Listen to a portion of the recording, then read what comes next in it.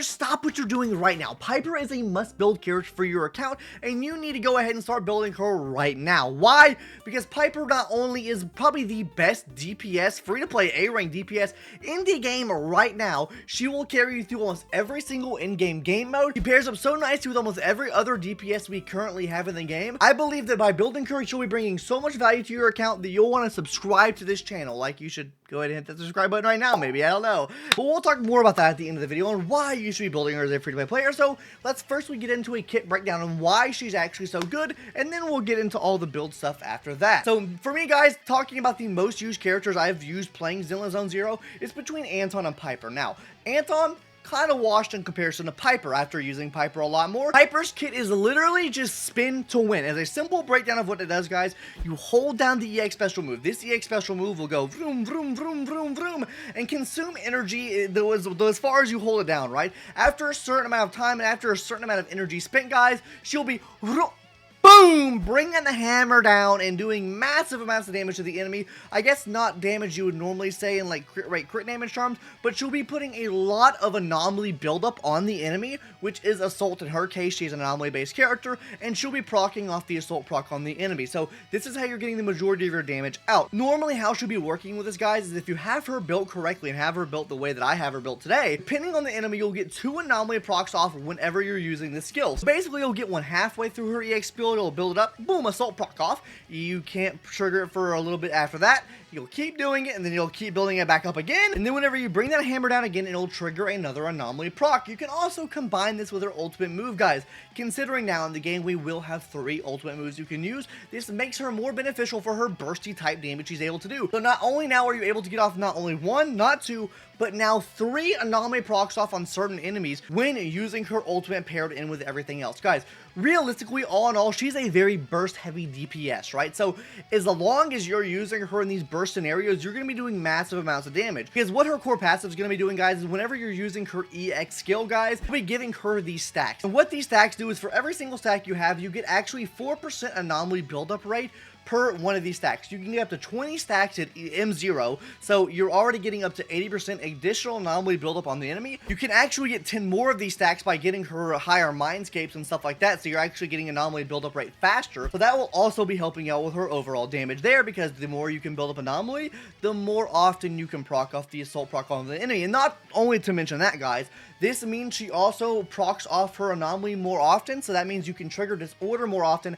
and more comfortably, because depending on what team you have her in, sometimes the anomaly will wear off before you can actually proc off anything else. So it's actually very beneficial for a disorder type teams, whatever you want to use her on, whether that be a free-to-play one or a very pay-to-win one. We'll talk about more teams after this, but this all comes together really nicely, and to pair that all up with the additional ability. Because whenever you have someone on the team that's either the same attribute or faction, so physical or Sons of Caledon, you will be getting this additional ability. Basically, whenever you get 20 stacks on Piper, which is very easy just from holding down her EX skill one time, you'll be giving an 18% damage bonus to the whole team. So very, very good there. Now, guys, you've been hearing me yap about like what character she's good with, right? And she's good with a plethora of characters.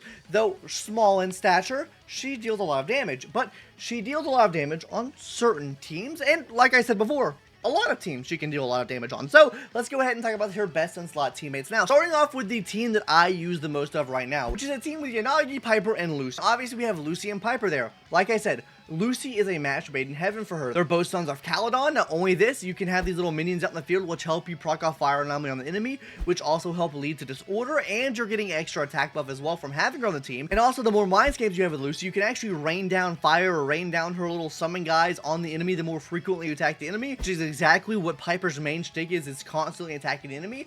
And then you also have Yanagi in here to come in and do disorders on the enemy as well. And the big thing with Piper here, guys, Piper is so effective and so quick at putting assault on the enemy. This means that you can practically have this up every single time as long as you're playing it correctly. You want to make sure you're using the EX skill from Yanagi first so that the buff is carrying over to Piper here. Then you'll get the disorder off with her, and then you have a great dandy day there. Now, let's move on to some other things you can use on this team, guys. Obviously, you can swap out Yanagi here for Caesar King. This also works. Full Sons of Caledon team, you get 1,000 attack buff. You get the extra attack buff from Lucy as well. Now, I don't think this is the end-all be-all team for someone like Piper here, but this can also work. Let's hop into a little bit better team, which I don't have any footage for because I don't have Bernice. But Bernice and Piper also work really well. Bernice is a sub DPS, Sons of Caledon, so this means you can get constant disorder procs off on the enemy because you have Bernice on the team to be a sub DPS and keep putting fire debuff on the enemy, while you have someone like Caesar King in the team here to give you an attack buff and be your buffer and shielder and everything like that. Honestly, Caesar King just breaks the game, guys. You can also work really well in a team with Jane Doe. Only I got Jane Doe the hoe. My life would be so much better.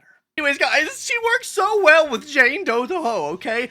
Because, first of all, Jane Doe is going to be pairing up really nicely with other physical type characters because she allows other assault type characters to trigger flinch on the enemy if they're in the nod state. So this means you can swap in between Jane Doe and her to actually proc this off and do much more damage with your Jane Doe. She acts as a great sub DPS in this scenario. And finally, another great sub DPS scenario she works in, guys. She's also going to be working really well in a scenario with someone like miyabi as well, right? Now, the team here has to be a little bit different because normally you would run Shokaku, miyabi, and Lucy on the same team, though you will be missing on the extra damage bonus you're getting from your Piper here. It can make up in a sense because of how much damage miyabi's doing, and also you can swap off the field miyabi mid-animation, mid-third charge basic to actually bring her out. If you didn't watch my showcase on miyabi and you plan on pulling for miyabi, go watch it, guys. There's a full build guide on miyabi on the channel already, and me already showcasing this team, so please go watch that. I do think this team is going to be absolutely smacking, and I do think this is going to be one of the best free-to-play teams in the game. It can involve two really good free-to-play characters on the same team with your main DPS being miyabi. Now let's go ahead and talk about her best in slot W engines, which is also very free-to-play friendly, or I guess it's kind of free-to-play friendly. Anyways, her best in slot W engine is going to be her signature W engine, because this W engine here, guys, is not only giving her a base 25% attack bonus, it's also going to be giving her increased attack, increased anomaly proficiency, and increased anomaly build-up rate, and each of these buffs trigger once every 0.3 seconds, meaning whenever you're using her EX skill, you're constantly getting every single one of these buffs up. Now, you can't stack these buffs, but you will be getting every single one of these buffs up when you're using Piper on the team, because her EX special hits so many different times. You'll be getting this up practically the whole time you're using your EX special, so you're getting a lot more damage out when using this W engine. Now, that's not to say that's the only W engine, because there are other W engines. Honestly, you can run something like Fusion Compiler. Now, Fusion Compiler, I still don't think it's best in slot, personally. Like, it's still really, really good, don't get me wrong, because, I mean, it does increase your pin ratio. It's going to be increasing your attack percentage and increasing your anomaly proficiency when using your EX special attack. And the amount of anomaly proficiency you're getting from this thing is absolutely massive, so this is another good option to use. The final option, and most free-to-play option you can use, is actually Weeping Gemini. I can't stress this enough, guys. Please go to the shop, please go to your crafting station and make Weeping Gemini. Guys, we are in the anomaly meta, and almost every single anomaly character, barring miyabi, can use this W engine, guys, because this will also be giving you a base 25% attack bonus. On top of this, guys, it'll be giving you increased anomaly proficiency, stacking up to 4 times. Basically, whenever you're inflicting an attribute anomaly on the enemy, you get an extra stack of this. The amount of time she's actually proccing anomaly off on the enemy, it's insane. So, I mean, with this, you're always going to be having this up because you do it so fast and so frequently when she's on the field that this is nothing to even worry about getting these stacks up with this W engine, guys. But that's really all that I have to mention with W engines. Those are the 3 that I recommend there. There's obviously other ones that can be used. I just want to give you the best in slot, best 5-star option, or best S rank option, then obviously the best free-to-play option there as well. So with that out of the way, let's go ahead and talk about her best in slot disk drives. Now, probably the moment you've been waiting for, which is me scamming you and telling you to subscribe to the channel right now, gamers. A lot of work goes into these videos, and if you want to see more ZZZ content, make sure you hit the subscribe button, or maybe leave a like on the video, but really the subscribe button would really help my ego out because I need more of that, right? Anyways, guys, the best in slot 4-piece set you can run on her, guys, is going to be 4-piece Fanged Metal. Now, the reason I say it's 4-piece Fanged Metal is because you're already getting so much anomaly build-up rate from her W engine, from her kit itself, from her mindscapes, from just everything she does. I don't really think you need the extra anomaly build-up rate or the anomaly build-up resistance on the enemy from the 4-piece Freedom Blue set to actually proc this off more efficiently. Like, sure, it helps, and that's what I use. We'll get into that reason in a second here. I do think overall you will get more damage by using the 4-piece Fanged Metal set here. Now, like I mentioned, I don't use that set. I use the 4-piece Freedom Blue set. Now, why do I use the set?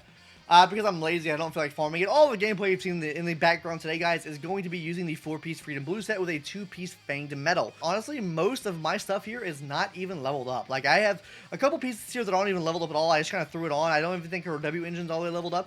Guys, she's scuffed beyond belief, and she's still outputting this much damage and clearing this much of the game for me. So guys, if that's not a testament to how good she actually is, I don't know what is, guys. She's running a scuffed build and still clearing through content with a scuffed build, mind you. Well, now let's hop into those 2-piece sets. Guys, if you're running a 4-piece Fanged Metal set, then you would run a 2-piece Freedom Blues for the extra anomaly proficiency. Now, if you're like me and running a 4-piece Freedom Blues, then you run 2-piece Fanged Metal, just vice versa, swap them around. So it really is going to depend on what you have at the end of the day. Like in the background, I'm showcasing you can clear content running it with a 4-piece Freedom Blues and 2-piece Fanged Metal, but I do believe you'll get more damage out with the 4-piece Fanged Metal than 2-piece Freedom Blues. That's just going to depend on how you want to run her. My coat mine thinks we're getting more assault procs off with the anomaly build-up res, so that's cool too. Now let's go ahead and talk about the main and recommended stats you're going to be wanting to aim for, and then finally, why you should be building her. Anyways, guys, so guys, these are all the main stats you're going to be wanting to aim for. For the 4-piece is going to be anomaly proficiency, for the 5-piece physical damage percentage or attack percentage, and then 6 is going to be anomaly mastery or attack percentage. The last one being the most flexible, guys. I do think you need as much anomaly proficiency as you can possibly get, but anomaly mastery could go either way. It just depends on what you get a better piece of with better substats. So on the sub and recommended stats, guys, it's going to be anomaly proficiency, attack percentage, attack, and pin ratio. Now, the main two ones you're going to want to aim for here is anomaly proficiency and attack percentage. Anomaly proficiency, you want at least 350 of these bad boys here. And with attack, you want at least 2,000 attacked on your Piper. Now, me personally, guys, with all the showcase I've showed you today, I'm just at 2,000.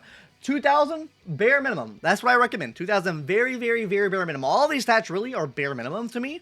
So aim for the bare minimum of these stats and you'll be clearing content. Now, if you can get higher, hey, get higher, buddy. You got it, okay, bud? You got it, okay? Now, gamers, if I didn't convince you with this whole video glazing the fuck out of Piper why you should be building her as a free-to-play player, let me give you a couple more reasons now. First of all, guys, she is going to play into the future disorder meta super well. Why is that, you might ask you too? She builds up anomalies super fast and has super strong anomaly procs with that. Super strong assault procs with that, I should mind you, right? So this is going to make her really strong for any type of disorder meta that comes out in the future, which it seems like they're pushing for with the anomaly meta overall, right? Why is she better than Grace, in my opinion? First of all, personally, I am able to do more damage with my Piper than I am able to do with my Grace, and I built up Grace better than I built up my Piper.